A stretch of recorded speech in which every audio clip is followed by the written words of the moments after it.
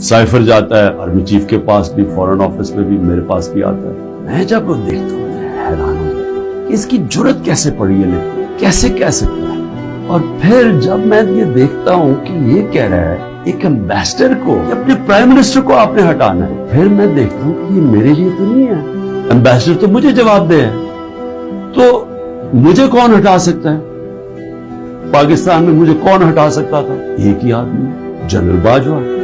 Cipher तो general Bajwa के लिए है, उसे भेजा है। मुझे वहां से पहले से होता है कि अब तक हमें लोग कह रहे हैं, मुझे खबरें आती रहती थी कि जनाब फैसला हो गया आपकी गवर्नमेंट हटाने को। मुझे रिपोर्ट आ रही रहती, आईबी वाले मुझे आके बताते थे कि जी देखें शहबाज शरीफ की खुफिया मीटिंग हो रही है, बीच में इनके लोग पड़े हुए हैं, जनरल बाजवा की कोई फादर इन लॉ उनके घर मीटिंग हो रही है। ये सारी मुझे खबरें आ रही थी।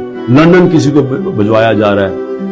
मैं मानता नहीं था, मैं जनरल बाजवा को जब मैं कहते थे हो ही नहीं सकता, हम तो कॉन्टिन्यूटी चाहते हैं। और मैं भी अपने आप को होता हूं कि मैं मान जाता था, लेकिन जब ये साइफर आया तब मुझे हुआ कि ये तो इसके बगैर हो ही नहीं सकता। फिर से कि कौन प्राइम मिनिस्टर को हटा सकता है सिवाय एक आदमी के जिसके पास पावर है। पाकिस्तान में सुपर किंग है, सब पूछने वाला कोई नहीं है, लेकिन पावर ही पावर।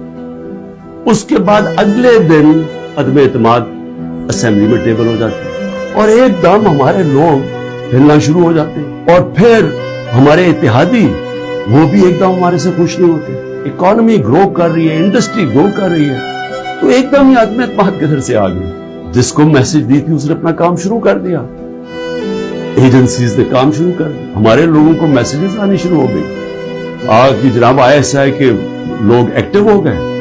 मुझे जब आया, मैं जनरल बाजवा के पास गया, मैंने कहा आपका लाहौर वाला जो आदमी है वो हमारे एम्बेसडर को कह रहा है कि हमने हाथ उठा लिया है, अब आने वाली गवर्नमेंट दूसरी है, ये शहबाज शरीफ की। मैं जनरल बाजवा को अच्छा उसने कहा है, मैं अभी उसे फारग करता हूं। तो ये ड्रामे हमारे से होते रहे, पीछे से पूरा प्लान बना हुआ था।